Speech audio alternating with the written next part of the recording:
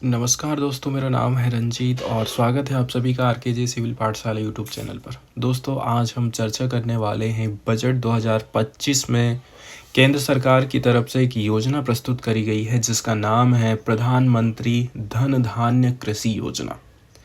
जैसे कि नाम से ही स्पष्ट हो जा रहा है, धन और धान्य मतलब हमारे जो कृषक लोग हैं कैसे करके उनको हम धनी बना सकते हैं। इसके लिए केंद्र सरकार की तरफ से ये स्कीम लाई गई है। उद्देश्य की बात करें तो इस योजना का मुख्य उद्देश्य है भारत में कृषि उत्पादन को, एग्रीकल्चर प्रोडक्शन को कैसे करके बढ़ाएंगे, पार्टिकुलरली ऐसे एरिया में जहाँ पर पानी की कमी है, जहाँ पर पैदावार कम हो रही है। ऐसे 100 जिलों को चिन्हित करना है, 100 डिस्ट्रिक्ट को। उसके बाद वहाँ पर प्रोडक्शन को कैसे करके हम बढ़ाएंगे, इसके बारे में योजनाएं बनाई जाएंगी। इसमें सरकार कई प्रकार से सहायता करने वाली है, जैसे कि किसानों को रुपए पैसे से मदद करेगी, उनको टेक्निकल नॉलेज दिया जाएगा, मॉडर्न एग्रीकल्चर के इक्विपमेंट सरकार अवेलेबल कराएगी। इस प्रकार से सरकार ने अपना उद्देश्य रखा है, ऑब्जेक्टिव रखा है। वहीं यदि हम बात कर लें इसके मुख्य पॉइंट कौन कौन से हैं, जैसे कि पहला पॉइंट है 100 जिलों का सिलेक्शन किया जाएगा। पूरे भारत भर में 100 जिले चिन्हित किए जाने हैं जिनसे ऐसा लगता है कि अदर डिस्ट्रिक्ट की तुलना में इन जिलों में प्रोडक्शन कम हो रहा है, तो उन जिलों को प्राथमिकता दिया जाएगा। अब इन डिस्ट्रिक्ट में मिट्टी की क्वालिटी को सुधारा जाएगा, जल संरक्षण करने, साथ ही साथ जो आधुनिक कृषि पद्धति है उसको अपनाने पर जोर दिया जाएगा। वहीं यदि हम बात करें तो 100 जिले तो शामिल हैं, लेकिन कितने सारे किसानों को इसमें लाभ पहुंचेगा।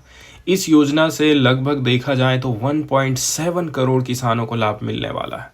साथ ही साथ ये भी ध्यान रखा जा रहा है कि जो गरीब किसान लोग हैं, छोटे और मध्यम वर्ग के, उनको इसमें शामिल किया जाए। विशेष रूप से उन किसानों को मदद दिया जाएगा जो दाल और मोटे अनाज की खेती कर रहे हैं। और हमेशा से ही आप देखेंगे दाल और मोटे अनाज ऐसे एरिया में होती है जो पठारी एरिया है, जहाँ पर पानी की सुविधाएं ज़्यादा नहीं है। तीसरा जो मुख्य पॉइंट है इसका वो है कि भाई दालों का उत्पादन ज़्यादा से ज़्यादा करना है, क्योंकि आज के समय में दाल का उत्पादन कम होने की वजह से दाल का जो रेट है वो बढ़ते जा रहा है। जैसे कि तुअर दाल, उड़द, मसूर जैसी दालों के उत्पादन को बढ़ावा देने के ऊपर विशेष ध्यान देगी। आत्मनिर्भर भारत अभियान के अंतर्गत दालों के उत्पादन में हम आत्मनिर्भर बन सकें, ताकि हम फॉरेन से दालों को खरीदना ना पड़े, हमको इंपोर्ट ना करने पड़ जाए। चौथे नंबर का जो पॉइंट है वो है वित्तीय सहायता को लेकर के, जैसे कि सरकार किसानों को ग्रांट्स प्रोवाइड करेगी। साथ ही साथ किसान यदि चाहते हैं कि उनको लोन चाहिए तो कम ब्याज दर पे उनको लोन अवेलेबल कराएगी। इसके अलावा कुछ कुछ सब्सिडी भी दी जाएगी, जैसे कि बीज खरीदना है, खाद लेना है, कीटनाशक और आधुनिक कृषि इक्विपमेंट खरीदने के लिए भी सरकार सब्सिडी देगी। अब सबसे बात की बारी आ जाती है, उनको सही प्राइस मिलना चाहिए, क्योंकि किसानों को अपनी दालों का सही प्राइस नहीं मिलने से उनको कम रेट में बेचना पड़ जाता है, लेकिन उसी चीज़ की जो कीमत है मार्केट में ज़्यादा रहती है। किसानों को बेहतर बाजार मूल्य दिलाने के लिए ई नाम जैसे ऑनलाइन मार्केट प्लेस का भी विस्तार किया जाएगा। तो आप देख सकते हैं किस प्रकार से सरकार बेचने तक किसानों का साथ देने वाली है।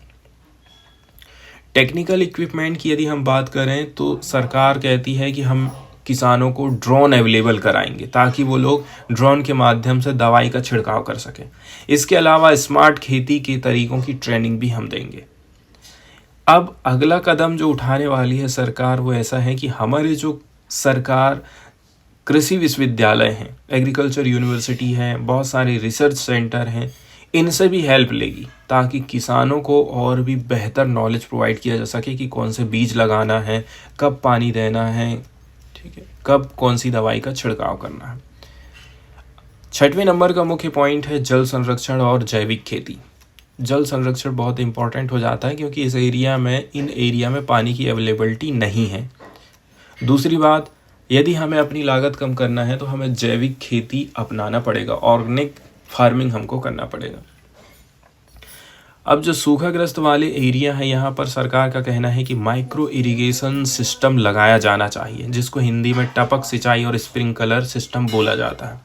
इसके साथ ही साथ किसानों को ऑर्गेनिक फार्मिंग और नेचुरल फार्मिंग से प्रेरित किया जाएगा ताकि वो भी इन चीज़ों को अपना सकें।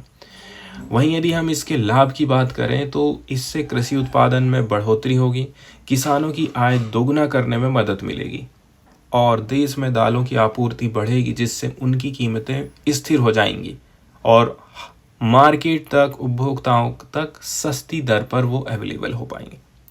किसानों को उन्नत खेती के तरीकों की जानकारी मिलेगी और उनकी लागत कम होगी। निष्कर्ष की यदि हम बात करें तो प्रधानमंत्री धन धान्य कृषि योजना का मुख्य उद्देश्य है कृषि उत्पादन को बढ़ावा देना और किसानों को आत्मनिर्भर बनाना है। ये योजना किसानों की आमदनी को बढ़ाने, फूड सिक्योरिटी को इंश्योर करने, इसके अलावा जो दाल हैं, दालों के उत्पादन में भारत को आत्मनिर्भर बनाने की दिशा में एक महत्वपूर्ण कदम है। वहीं यदि हम प्रधानमंत्री कृषि धन धान्य योजना की एलिजिबिलिटी या फिर पात्रता की बात करें कि कौन कौन व्यक्ति इसके लिए आवेदन भर सकता है, सबसे पहले तो ध्यान रखना है कि आवेदक भारत का नागरिक होना चाहिए। इस योजना का लाभ केवल किसानों को ही मिलेगा। आपके पास ज़मीन के दस्तावेज होने चाहिए, वैध दस्तावेज। इसके बाद आपके पास सक्रिय बैंक अकाउंट होना चाहिए, तब जाकर के आपको इस स्कीम का लाभ मिल जाएगा। एप्लीकेशन प्रोसेस की यदि हम बात करें तो देखिए, वर्तमान में प्रधानमंत्री धन धान्य कृषि योजना के लिए आवेदन की प्रक्रिया की आधिकारिक जानकारी अवेलेबल नहीं है।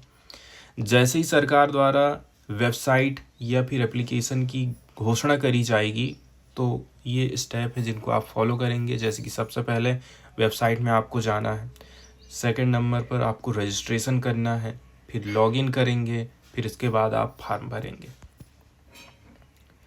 फिर दस्तावेज जो मांगे गए हैं वो अपलोड करना है, फॉर्म सबमिट करना है और इसके बाद आपको रिसिप्ट प्राप्त करना है। अब महत्वपूर्ण जो दस्तावेज की रिक्वायरमेंट हो सकती है वो क्या क्या है? आपके पास आधार कार्ड होना चाहिए, कृषि भूमि के आप मालिक हैं इसके आपके पास डॉक्यूमेंट्स होना चाहिए, जैसे कि B1 B2 खसरा नक्शा, ये सब।